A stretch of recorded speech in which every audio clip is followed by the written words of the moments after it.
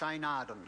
Thank you, Mr Speaker. It's a pleasure to take a call in the 2012 budget, which is a forward-looking budget in times of very challenging economic circumstance.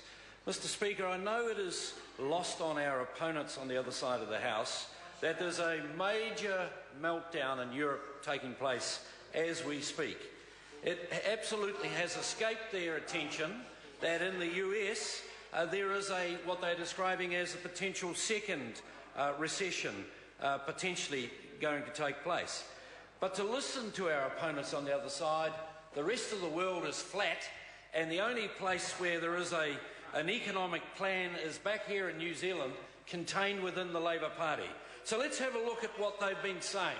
They've been saying that the way to prosperity in New Zealand is to tax the industries that are prosperous. That is the agricultural sector. A capital gains tax on farming. A capital gains tax. That's the answer. If something's moving too quick, you tax it. If it keeps moving, you tax it some more. If it stops moving, you subsidise it to get it moving again. That has always been the Labour plan, and it's been tried and failed around the world. If you look at the excesses of some of the spending in Europe and look at the type of government policies you've seen there over recent years, you can sheet some of that same philosophy right back here to New Zealand. So let's have a look at what this government is doing. Responsibly managing the government's finances, building a more competitive and productive economy, delivering better public services, and of course rebuilding Christchurch. Mr Speaker, the government has in mind a 3% growth rate within a short period of time. This is a very aspirational goal in the circumstances that we find ourselves in, but if you look at what our opponents are offering us, it certainly is a brighter, much more focused direction. Growth in New Zealand over the next 3 years is forecast to be higher than Europe, 0.5%, and the UK just over 1%. So what you're looking at, Mr Speaker, is an economy in New Zealand based in the agricultural sector, dependent on exports to the wider economic climate, which has a government set of rules around it that will deliver those results. And it was interesting to read in the Dominion Post today, not usually somewhere where you would go to find a friend of the agricultural sector, but interesting to read an article there today where it said agriculture is the sensible choice to base such a vision on, and the writer was talking about in that a vision on how to grow the New Zealand economy. KPMG's latest agenda report said it is now time for the diverse companies that produce New Zealand's food, fibre and timber products to explore how they can work together with government to make the primary sector of New Zealand a pathway to prosperity. Directly from the Dominion Post today, Mr Speaker. And I couldn't agree more. And I congratulate the Dom for having the good sense to pick up and write something like that, because what do we hear from our Green opponents and our Labour opponents? The way to grow New Zealand, apparently, is to place so many restrictions on our agricultural sector, but there is no way that it could grow. Well, I would love to tell the member about DERA, but you know, I probably wouldn't be able to give him the intelligence to understand it.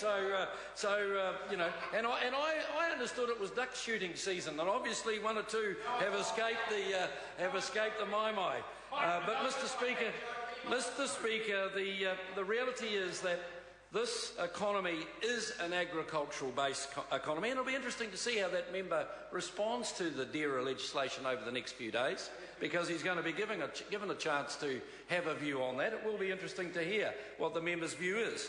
So this economy must and has always grown by the prosperity of the agricultural sector. And so what is it that we need to do in times of hard economic circumstances? Well, one of the things that we need to do, Mr Speaker, is have a look at what will actually make the economy grow. And when we look at what our opponents have done, do they support further infrastructure and development in our agriculture sector? No. And will they support the bill that the member interjected on?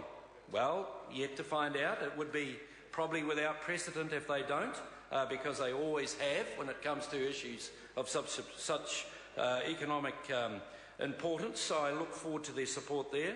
They want to put it out. They want to put out business by producing a tax system that incentivises a whole lot of non-productive activity and puts a penalty on those that produce. Do they support the 90-day probation period for new employees, for example? No, they do not, and they never have. Do they support any labour market reforms? No, they don't report they do. Do they support the $1.5 billion put into ultra-fast broadband, which is hugely important to the agriculture sector? Do you understand that when you're an export country, you need to be able to export from the areas where you produce the products, like rural New Zealand? Do they support the $30 billion investment, $30 million investment in rural broadband? No. And do they support the 3,000 jobs that came in through the Hobbit movies? No. What do they support? What will they support? Will they support the irrigation proposals in the South Island? No. What will they support? So do they support the $5 to $7 billion in the mixed ownership model, which potentially could be invested in high-tech education? No. So, Mr. Speaker, what we're hearing from our opponents is a whole lot of hot air. In fact, when you listen to the Green Party, you do really wonder, and I seriously do wonder, if they were ever in a position of power to carry out some of their policies, would they be mad enough to do it? It's a real test. Would they actually be mad enough to do what they say they would do? Because if they did, they would bring the economy to a point of order, the Honourable Trevor Mallard. I think this might be, there's probably two grounds that you could rule that out. Well, I mean, one is the blatantly sexist language that's been used, but secondly, Sue, the implication of lack of courage, Sue, which I definitely object to. Yeah, the member cannot say that someone is mad, so just be careful how one approaches things. Well, I don't intend to challenge your ruling, Mr. Speaker, in any way at all. Don't. Would they carry out what they say they will carry out? Would they? Could they? And what would happen to the New Zealand economy if they did? That's a very good question. What would happen to the New Zealand economy? If they were to place the restrictions on agriculture that they say they would place on agriculture, what would happen to the New Zealand economy? So let's go back and have a look at some of the rhetoric around some of the recent things that have been said. And I see Mr. Hughes in the House. I noticed he found where Taranaki was recently. There must be something up there that he could get his name in the newspaper over. And he was found to be wanting in terms of his facts over that debate as well. But, Mr. Speaker, what have we heard from the Labour opposition, Labour Green opposition? We've heard a speech from the new incoming leader, David Shearer. And David Shearer said that we needed to create an economy similar to Norway. We needed to have a Nokia in this country. We needed to move into the high-tech end of the economy. Now, what I want to say to the member over there who constantly interjects, what do you think Fonterra is, if it isn't the New Zealand equivalent of Nokia? And what do you think turning milk products into asthma inhaler substance is, if it's not high-tech? What do you think developing very sophisticated nutraceuticals, which helps that member ride his bike, if that is not a high-tech industry? What do you think developing very sophisticated food products and ingredients is, if it isn't high-tech? And I know that it's lost on the member. I know that we could talk about it for some time, but he would not want to listen or hear that view. So, what is the biggest threat to the New Zealand economy? It's the Labour Party and the Green Party. What is the biggest threat to the environment? It's the continual bashing of agriculture, despite what agriculture is doing to turn that around. If you actually look at where the best opportunity for future development for New Zealand and further enhancement for the environment will come from, it will not come from within our cities.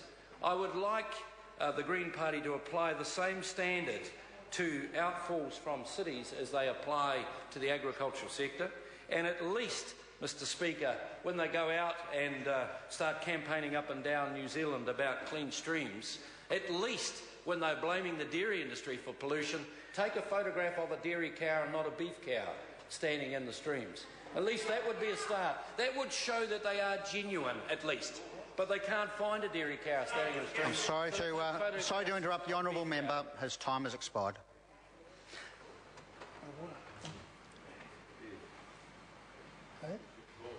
Mr Speaker.